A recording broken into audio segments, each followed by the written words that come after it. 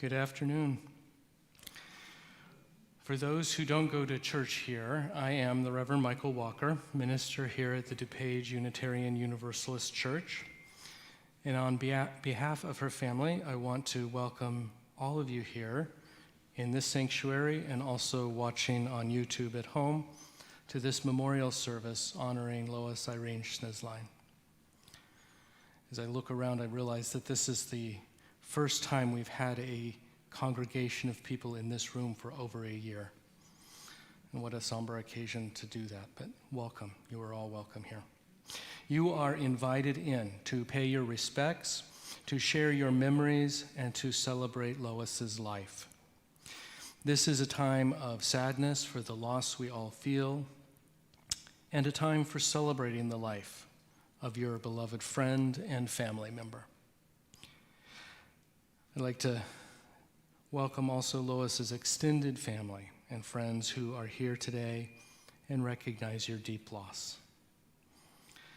Some are here in the sanctuary while others are watching from home. Wherever you are at this moment, we've set aside this time for you each to say goodbye to your mother, grandmother, sister, and friend, and all the other roles that Lois played in your lives. Many of you here today to honor your friend and family member and do not call this place your spiritual home. Regardless, it's our honor to be able to welcome all of you here today. And now may the Prelude set the tone for our reverential time together.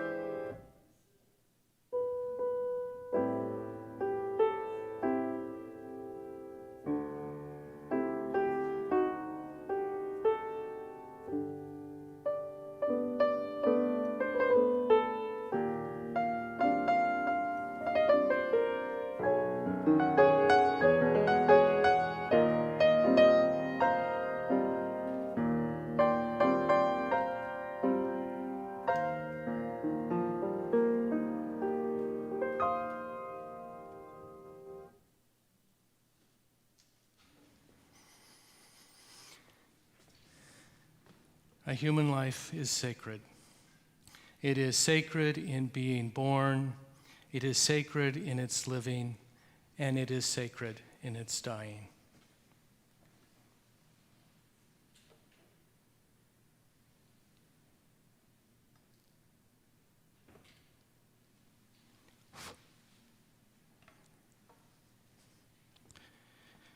Though our spirit be but the feeble glow of a single flame, for the one who keeps it burning bravely to the end, death is not defeat. We have lit our chalice today to honor a life well lived by Lois Schnizlein.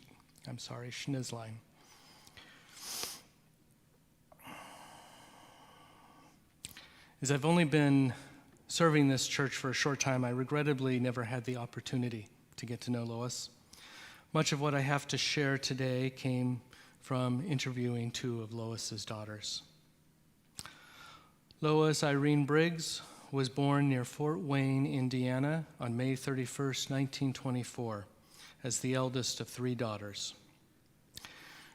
She married Richard Shorter and moved to Rockford, Illinois, where they raised three children, two adopted and one biological, Christina, Linda, and Diane. Lois and Richard divorced in 1970, and Lois later met Glenn Schnizlein at a Parents Without Partners function. They married in 1974. Glenn had 8 children from a prior marriage, so Lois's family grew extensively at this time. Lois is predeceased by Glenn, who passed away in 1986, and her daughter Chris, who died in 2001. And Lois left us on May 26, 2020. This memorial was delayed due to the COVID pandemic. Over the course of Lois's life, she was busy with family, work, and volunteer commitments. She worked in various administrative positions in environmental, academic, military during World War II, and advertising settings from 1968 until she retired in 1984.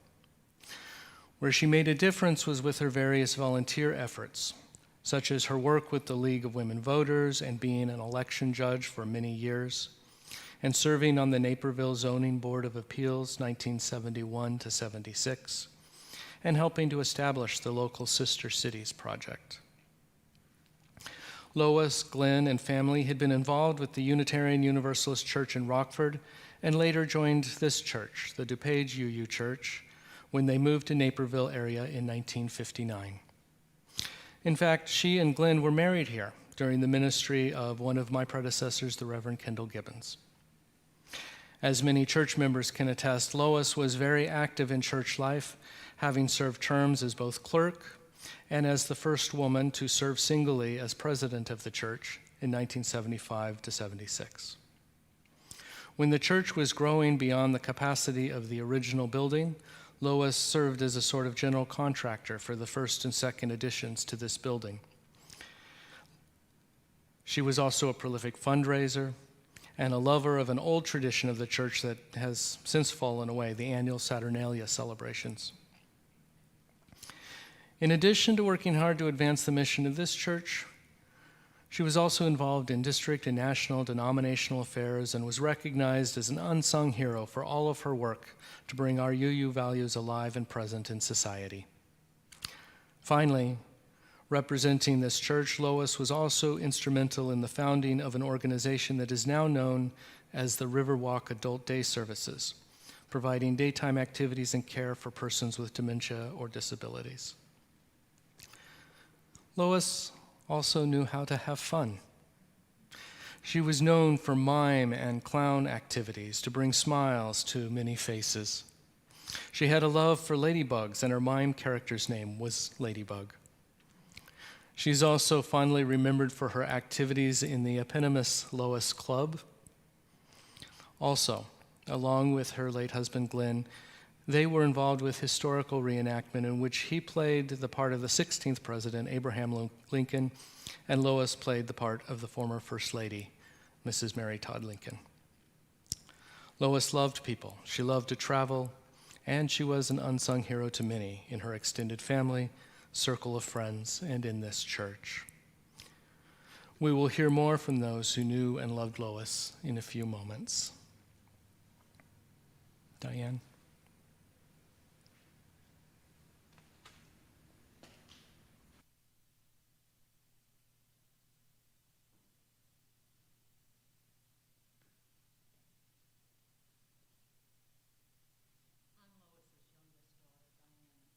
I introduced myself to all of you.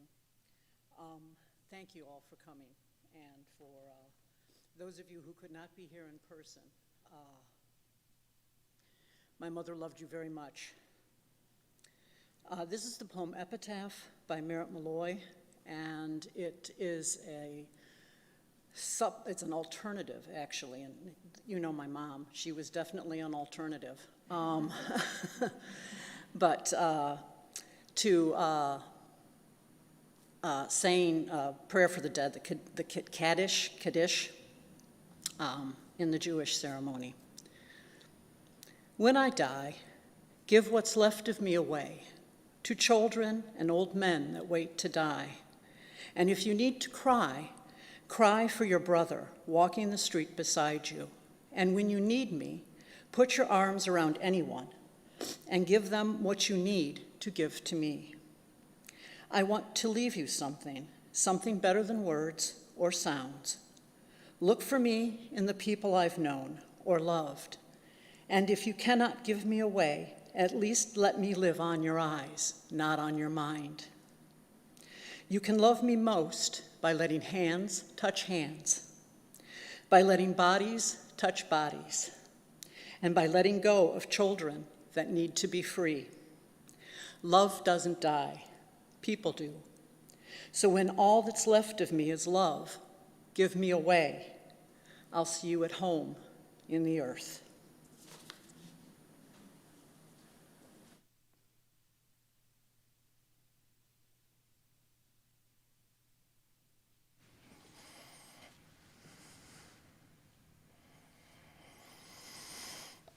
Lois's family asked that we include time in our service for people who knew her to come say a few words.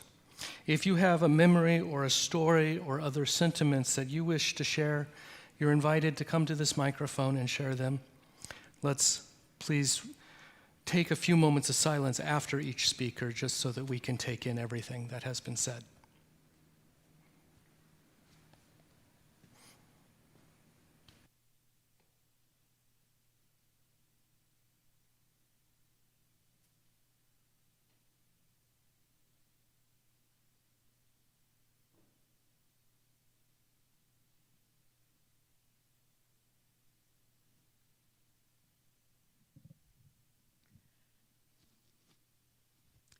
I'm Gene Atkin, and Lois was one of the first people who really greeted me warmly when Carol and I first attended services in this congregation. She was a past president, as someone said, but at the time that we came in 1980, she was chair of the membership committee. And we've been coming here alternate weeks with sometimes attending another Unitarian church in the area, deciding which one to join. And she spotted us at maybe the third time we came here, in our not always consecutive comings. And she recognized quickly that we might become members. And she asked one or two important questions. Were we Unitarians already? And we were. So here she had her membership card in hand already, and a pencil or a pen to sign with.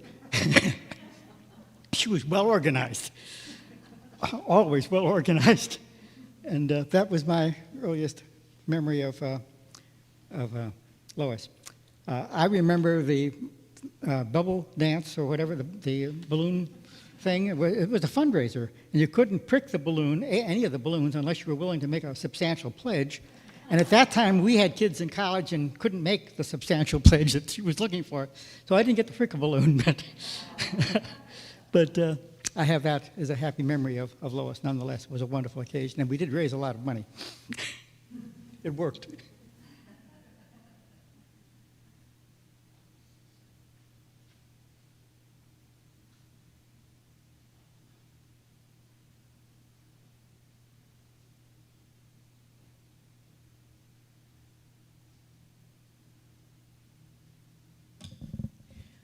All of my memories of Lois are happy ones, every single one of them. Making that valence that you talked me into making for her. Making a ladybug pie for her once, which sort of startled everybody but Lois. We traveled with Lois, went down to Florida on I think we'd paid, it was an auction item, and another longtime member who's no longer with us, whose name is escaping me, I'm sorry, Stan Weller, after he retired as a corporate attorney at Sears, he threw away all his suits and started looking like a bum, and retired down to Florida, but he had a sailboat. He didn't bum it so much that he didn't keep his sailboat. And Lois and I and Jean drove down. She was very good-natured about driving down. I think she would have preferred to fly, but Jean and I were concerned about sending 2 children to college, and so we drove. And you know, when you cross the state line into Florida, immediately there's a store with all the sporting wear that you didn't think to pack. Lois and I had so much fun shopping in that store. She was fun whatever you did with her. I remember her talking one time about sitting in the lobby of a hotel for some reason after a meeting, and she was her usual live wire self, and a couple of men who were at a convention, one of them actually hit on Lois, which actually both delighted and astounded her at the same time, because he wasn't old enough to retire yet, and she definitely was. Sailing on that sailboat of Stan's was just a joy with Lois. She never got crabby. She never lost her temper. She was never irritable like me. She was always just plain fun to be with. So we have been missing Lois for a long time, ever since she left here. Yes, I remember when her daughter died. I remember how we tried to help her through that. But she didn't complain or, carry on as if this was the worst thing that ever happened to anybody. No. So I admired her. And I have to tell younger people who might not remember, there are beams as you go down to the basement over there. There are beams that have numbers on them. They're the wrong size they're not the size that was ordered for this church when the construction was going on, with the original construction of the room we just walked through to get here. But Lois was being our contractor, so to speak, on the job every day, watching to make sure things were going right. And when those beams that were the wrong size were delivered, Lois and the builder figured out how they could be used anyway. So just think of Lois when you go down those stairs and see that beam above your head. She was a delight, just a joy to know, and a joy to travel with or be with. Oh, I haven't told you about the circle supper. Lois was hosting a circle. We used to have circle suppers, and you just invite. You were told who to invite. Maybe you knew them, maybe you didn't. We were rather new members, and Lois was the hostess, so she called up to invite us all to this circle supper. But Lois had a really bright idea. We were going to all do fondue things. Fondue was big then. This was, I think, was the 70s. So nothing would work but that I, who was supposed to bring the dessert, had to bring a chocolate fondue for the dessert. I had never made one, so this involved a lot of research and a trip to the store to buy the right kind of chocolate liqueur. But it was so much fun, and Lois was so appreciative of whatever you did that you never minded doing it, It just, everything always worked out. She was a delight.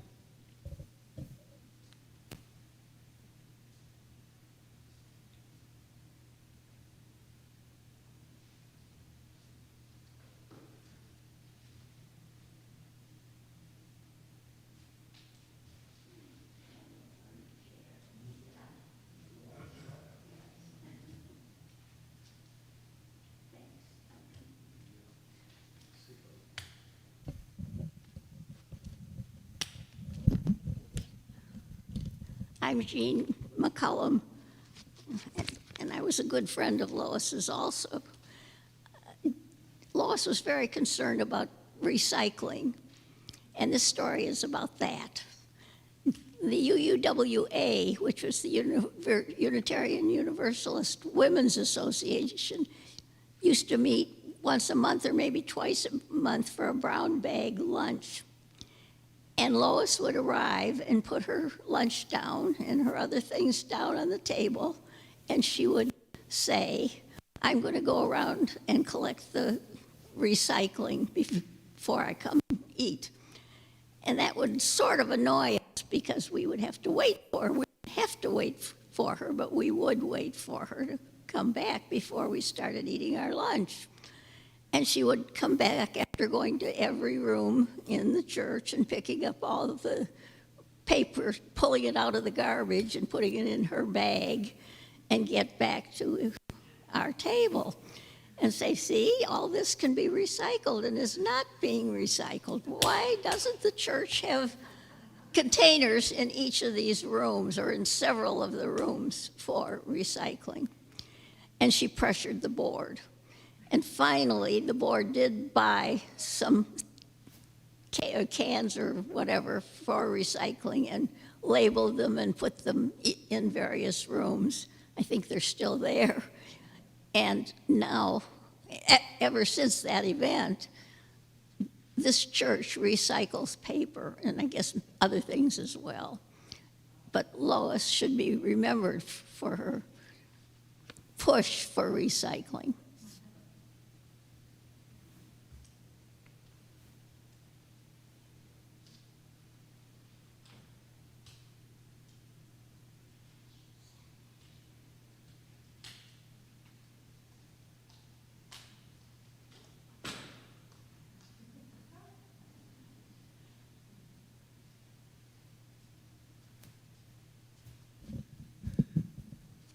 I'm Sue Ross, and the reason that I've been a member of this church for 40 years started with Lois.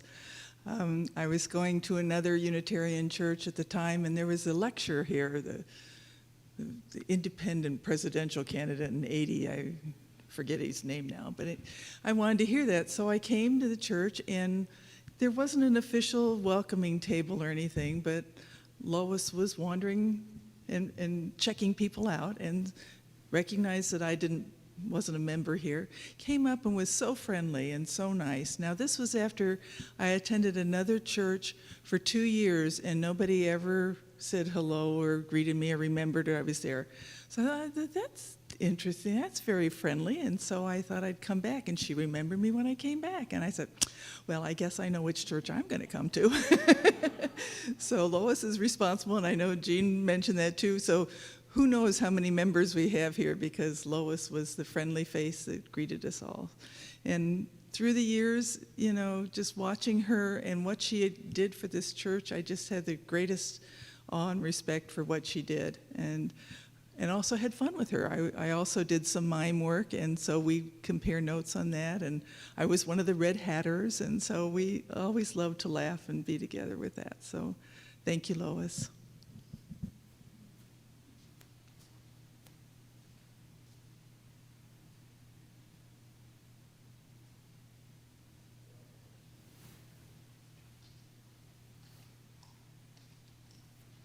Hi, I'm Stephanie Hughes, and Lois was not only a dynamo in our church, as you know, but out in the community. You mentioned, Reverend Mike mentioned, one of the things she did was get our Sister Cities program started. Nitra, Slovakia. We'd never heard of Nitra until Lois started talking it up. And she was a recruiter, not only for, you know, inside this church, but for programs like that. So that was how Duncan and I had a chance to have house guests from Nitra, Slovakia. Eventually, we added another city, and she set up with her committee a system so that there was alternate year rotation of membership in order to expose as many people as possible. She was always full of good strategic ideas. When Don Lathrop and Mary Lathrop were chairing the Social Action Committee, she was one of the people who always had ideas for what we could do. She was one of the brains behind the petitions that we circulated, and she would walk around during coffee hour and explain to people and help them sign. Back in the day when we used to have annual meetings at other places, we would sometimes have performances and songs and dances and things, and Lois was always at the thick of that. Mary Lathrop wrote this verse for Lois at one of those things. This might have been at the barn or something, I don't know where. To Lois, you're a super gal, you're a hardworking gal, and we thank you for all you have wrought. You're an emblem of the church we love, a church of a free kind of thought. Now the job's complete, you've accomplished this feat with the help of our UU band. Your leadership won't be forgot as we enter the promised land. That had something to do with the skit that day. When she was turning 75, she and we decided that she needed to have a big birthday bash. And so she did. And the Reschkes and we were just reminiscing that she and Lillian Widmer were really renowned for sort of having the celebration of life while they were still alive.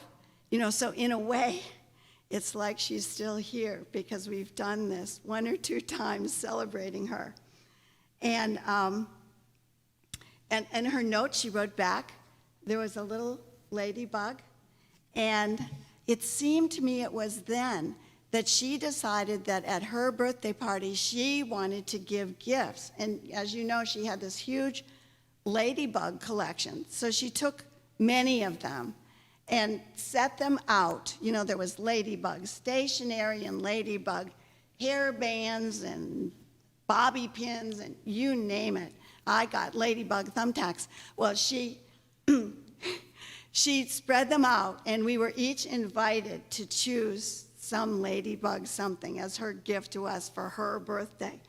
And on this note, part of what she wrote back, my 75th birthday, one to remember. It really glowed with good friends, good food, lots of greeting cards, donations to my Emerald brick. That was for the Riverwalk, a brick, and good stories. And by the way, another thing that she had at the Riverwalk, in memory of Glenn, she had a shepherd's crook lamppost. And with the clout that she had to throw around, she got to choose where she wanted it. So it was near the amphitheater in just the prime location. And whenever we were taking a walk there at the Riverwalk, we would walk by Glenn's lamppost and celebrate him. So in her true recruiting form, she said, and also thank you for having the Nitra gals in your home. I thank you on behalf of the Sister Cities Commission. And that was June 1999. I'm going on too long, I know, but I'll conclude by telling you a proclamation that we wrote for her and that Kendall Gibbons delivered. Now, this is another time. This was in 2006, and she was moving near you, Diane, near you. So she was consolidating everything and planning on this next big step in her life. So celebrating the life and accomplishments of Lois Irene Schnizlein, a proclamation. You will hear some things that are familiar from what we've all said, but some other things too. Inasmuch as Lois Schnizlein has given unremittingly of her talents and services to this church over 45 years, serving this church in a wide variety of endeavors, from typing the minister's mail, turning the crank on a mimeograph machine, does anybody remember that? Finishing the doors between the sanctuary and the founder's room, and in general, doing whatever needed doing, including as you know, serving as the church's first woman president at a time when holding such an office meant winning over masculine opposition. Working on not one but 2 construction committees and serving as general contractor as well as committee chair during the summer when Creeves Hall was being built. Being the first DUUC member to attend UU General Assembly. And I think, by the way, she ended up attending 5. Leading this congregation in support of the United Nations, she helped talk us into having our own UU UN envoy, yours truly.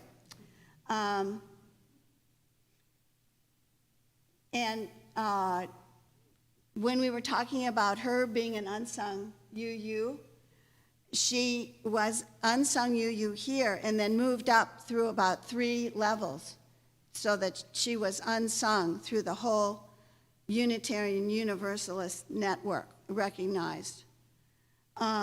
Jean's told you about her recycling. She was a teacher of Sunday school on Sunday mornings. And she thought up putting that word ecumenical in the adult daycare program because it sounded more general, more universal. And finally, by developing a successful method for creating congregational awareness of DUUC goals and resources needed to realize them, a method so unique that no subsequent president has dared to emulate it. Inside those balloons that that Jean told you about, there were words of wisdom. So everybody that popped a balloon got to pick up that paper and read the wisdom. The name of Lois Schnizlein shall continue to be held in the highest honor in this church and this time and our surrounding community forevermore.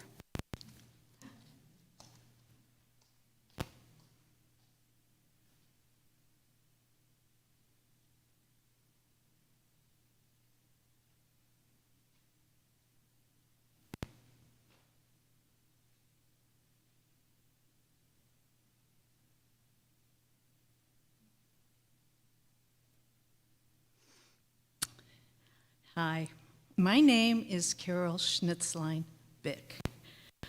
So it's kind of ironic that here I stand up front representing the Schnizlein clan. And to all those online Schnitzleins that are watching, I hope I do you proud. I was married into the Schnizlein clan in 1973 and moved with my husband out to Albuquerque, New Mexico. And so I was not even here when Lois came into the company of the Schnitzleins. However, we did come back for the wedding. And so I remember the wedding, and all the sons and daughters and Lois and Glenn had this like tunic thing with lace around here. They were like all in matching, different colors, and you were probably there too, right? Did you have the tunics? Pink and lavender. And I have these slight snapshots because I think I can count on 2 hands about 7 times that I actually met Lois in person. That's it. Because I have always lived out of state.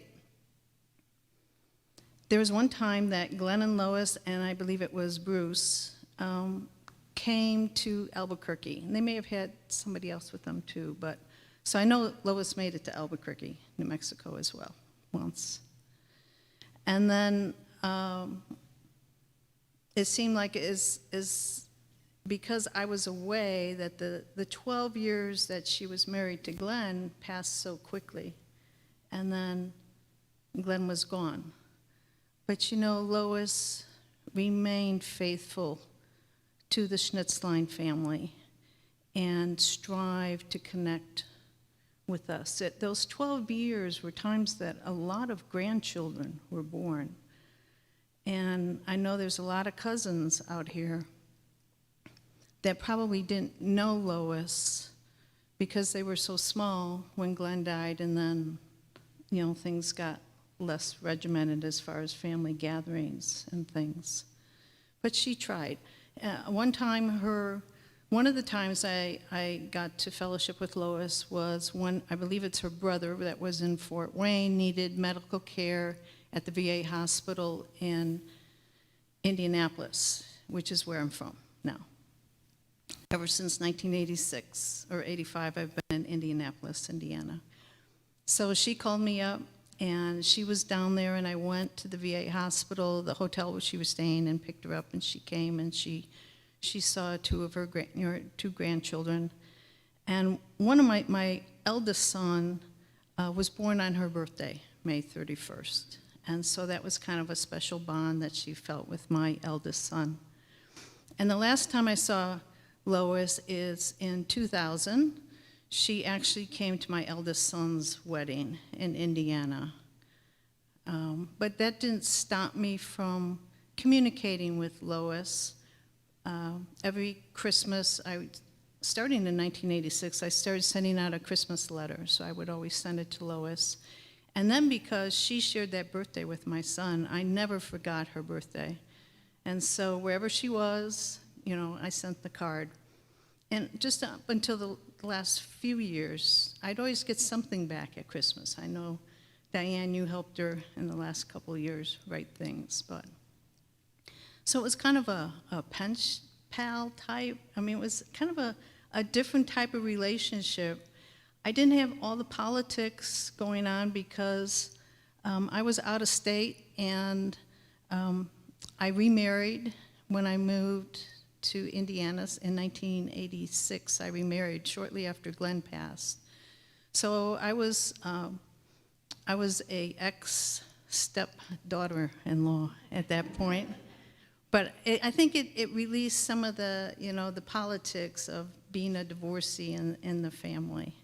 And so I just want to leave with, I think the thing that I remember of Lois to describe her the best is she was a peacemaker. She reached across those family ties and tried to keep communication open and keep feathers smoothed down when they got ruffled. So, to Lois, thank you for all you did to make peace in the Schnizlein family.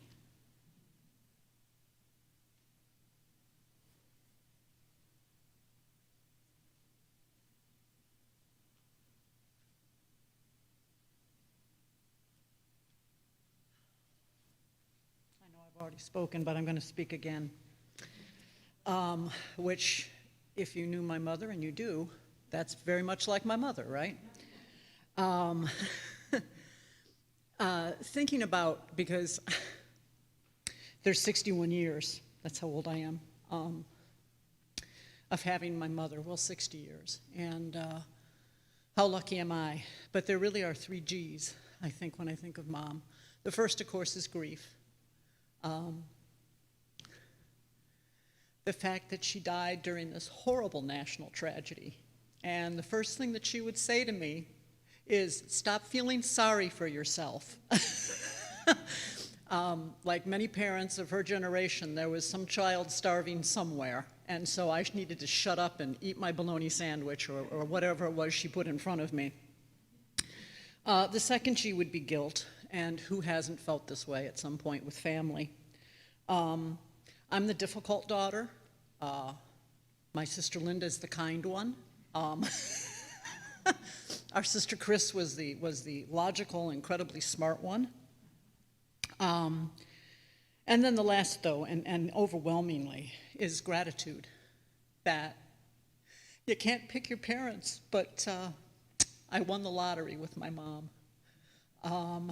And I feel a lot of times that I carry on her spirit, not perhaps with the type of kindness and gentleness that she had, and certainly not the bubbly personality. I'm more dour than she was. In fact, a lot more dour than she was. But with her social activism, I remember one of my fondest memories is walking home. I must have been like 3 3/4, which is how little kids always say their age, holding her hand and finding some pennies, we were leaving a League of Women Voters meeting. And of course, there was no such thing as childcare back in the day. And so I went to the League of Women Voters meetings, and she was an election judge for every election. So as active as she was in this church, and this is truly her spiritual home, she loved this church and she loved the people in it. Anyway, so anytime I get involved with voters' rights and women's rights and Black Lives Matter, I know it's Mom pushing me. So.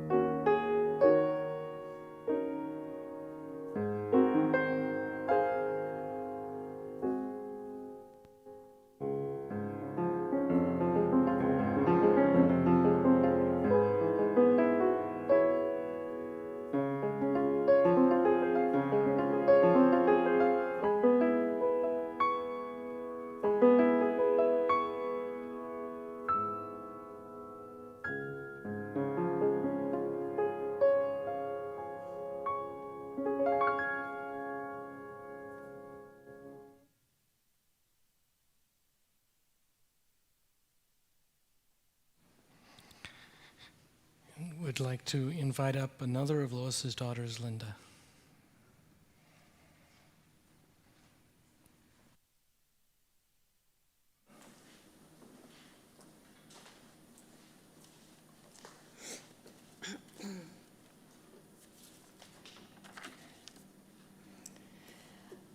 Okay, it's been a long time since I've been in speech class. So hopefully I'll do the best I can with this poem that my mother's cousin wrote, and it's called Leaves. She wanted this to be read at her service.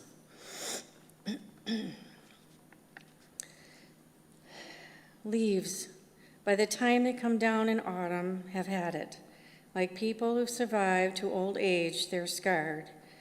Endurance has cost them, riddled by rain, pocked, galled, broken of spine, and drained of sap, they let go. A time to be born and a time to die is true of leaves as is of humans.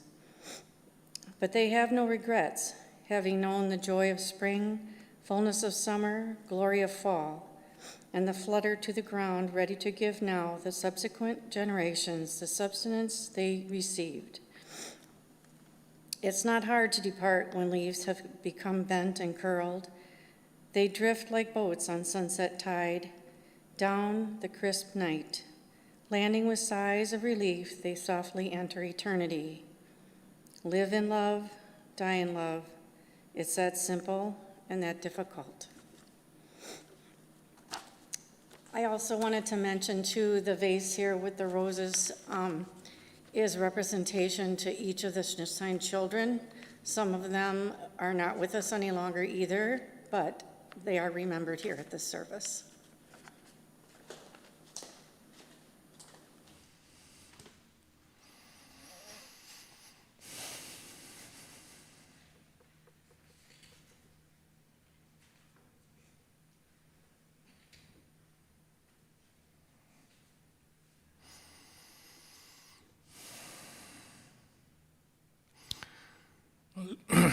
O Spirit of life and love, who some call by many different names, while others would call no name at all, and still we pray that Lois be held in your loving embrace, and that those who remain behind fondly remembered shared times they had with Lois, even as they are preparing to walk through the rest of their own lives without her. Be a guide lighting the way through life. And although we leave this place, each going our own way, may the spirit of Lois's life and love live on within each of us, and may we be open to the possible that is all around us. May it ever be so, and blessed be you all. Go now in peace.